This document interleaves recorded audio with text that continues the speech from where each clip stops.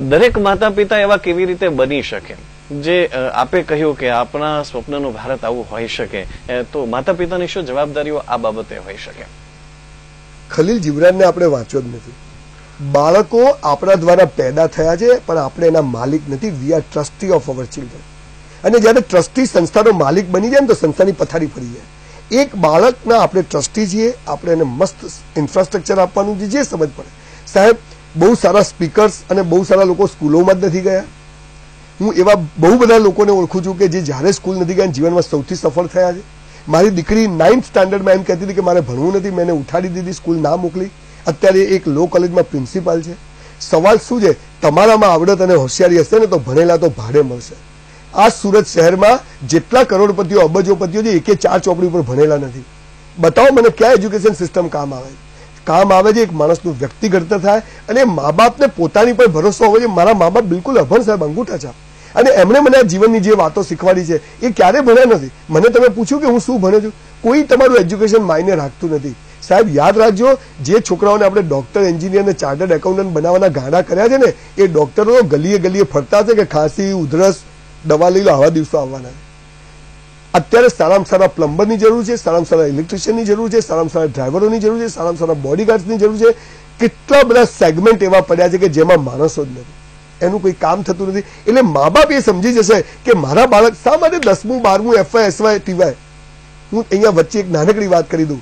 હું ગુજરાતમાં એક એવી યુનિવર્સિટી બનાવવાનો છું કે જ્યાં આગળ 3 ટ્રાયલ વાળાને પહેલા એડમિશન, પછી 2 ટ્રાયલ, પછી 1 ટ્રાયલ, પછી 35%, 36%, 40% એડમિશન ક્લોઝ.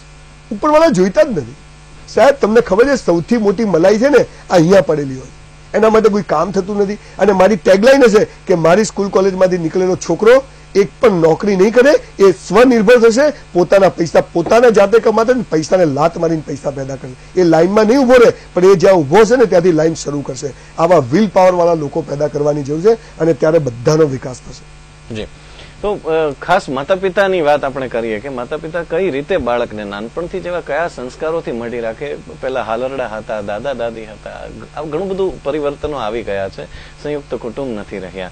તો આવા સમયે બાળકોનો ઉછેર જે વાતાવરણમાં હકીકતે થતો તો એ વાતાવરણથી બાળક ઘણું જુદું થઈ ગયું છે. અને ઘણા ઘરોમાં તો એવી હાલત હોય છે કે હસબન્ડ વાઈફ બંને જોબ કરતા હોય છે, એટલે બાળક તો આયાના ભરોસે રહેતું હોય છે.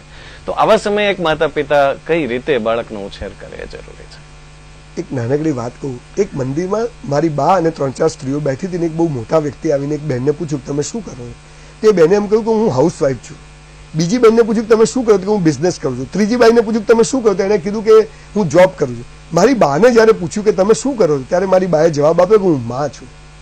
જયારે દરેક સ્ત્રી એક માં બની જશે ને સાહેબ, આ સ્કૂલો બંધ કરી દેવાની જરૂર જ નથી. કોઈ સ્કૂલોની એટલું ઘડતર થઈ શકે એમ છે. પણ આખી દોડ, પહેલા નંબર આવવાની દોડ, સતત ટકી રહેવાની દોડ, તાણ, ઓલવેઝ ટોપ પર જવાની વાત, સતત હરીફાઈ, આ કરીને આપણે માણસને પાગલ કરી નાખ્યું. બધું જલ્દી જોઈએ, મેગી 2 મિનિટ જોઈએ છે બધાને. બધું બાળક 9 મહિને નહીં 7 મહિને જોઈએ છે. 10મું ને 12મું ભેગું થઈ જાય તો સૌથી સારું. આ જે સ્પીડ પકડી છે એવા સમયે હું જે વાત કરું છું, જે આપણી ગીતા, કુરાન અને બાઇબલમાં કહ્યું છે, વિવેકાનંદે કહ્યું હતું કે આપણા સંસ્કારો અને સંસ્કૃતિની જે વાત હતી એ અભ્યાસક્રમમાં લાવો. તક્ષશિલા અને નાલંદા વિદ્યાપીઠો ઊભી કરવી પડશે. આજે આપણે ઓક્સફર્ડ ને કેમ્બ્રિજમાં જે બંધ કરી અને આપણી જે મૂળ ભારતીય સંસ્કૃતિ હતી એ જો ઘરે ઘરમાં, હું માનું છું ઘણા બધા ગુરુકુળો, ઘણા બધા સંપ્રદાયો આ કામ કરી રહ્યા છે અને એને એપ્રિશિએટ કરવું જોઈએ, એમાં કોઈ વાંધો નહીં. પણ માણસ પોતાના હૃદય સાથે જોડાયેલો રહે એવું એજ્યુકેશન મા બાપથી શરૂ થઈ શકે અને સ્કૂલોમાં એને પ્રોત્સાહન આપવામાં આવે તો દરેક બાળક જમીન પર રહેશે, મસ્ત જીવશે. બધા એમ જ સમજશે કે હું જ્યાં છું ત્યાં ટોપ પર છું. પણ તકલીફ શું છે? આપણે કહીએ કે પહેલો નંબર લાવો, એટલે બધાને પહેલો નંબર ના આવે, પણ જે નંબર આવે ત્યાં પણ એ પહેલા નંબર જેવું જીવી શકે એવું તો થઈ શકે એવું છે.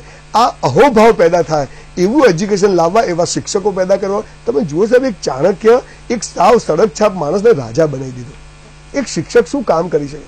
મા બાપ આ એડિસન જે વૈજ્ઞાનિક થઈ ગયો અને સ્કૂલમાંથી કાઢી મૂક્યો તો એક ચિઠ્ઠી લઈને, અને ઘરે આવીને એને ચિઠ્ઠી આપી તેની માએ એમ કહ્યું કે આમાં એવું લખ્યું છે. એની મા રડવા માંડી. તો કે શું લખ્યું છે? તો કે એમાં એવું લખ્યું છે કે તું આ સ્કૂલનો સૌથી હોશિયાર છોકરો છે અને અમારી સ્કૂલ તને ભણાઈ શકે એમ નથી. સાહેબ આપને નવાઈ લાગશે, જયારે એ માણસ મોટો થયો, એડિસન વૈજ્ઞાનિક બન્યો, જેને બલ્બની શોધ કરી અને એની માં ગુજરી ગઈ અને એને જયારે જોયું એ તિજોરીમાંથી કાગળ, તો એમાં શું લખ્યું હતું કે તું 1 નંબર, આ તમારો છોકરો 1 નંબરનો ડબ્બો છે અને અમારી સ્કૂલ એને ભણાઈ શકે એમ નથી.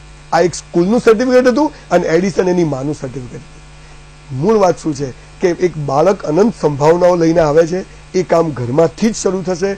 ભારતીય સંસ્કાર અને સંસ્કૃતિનું એજ્યુકેશન આપવું પડશે. અભ્યાસક્રમમાં આપણા તમામ ધર્મગ્રંથોની સારી વાતો લાવવી પડશે. અને ગણિત, વિજ્ઞાન, ભૂગોળ, આ અંગ્રેજો બહુ હોશિયાર હતા સાહેબ. 5 વિષય દાખલ કરીને ગયા.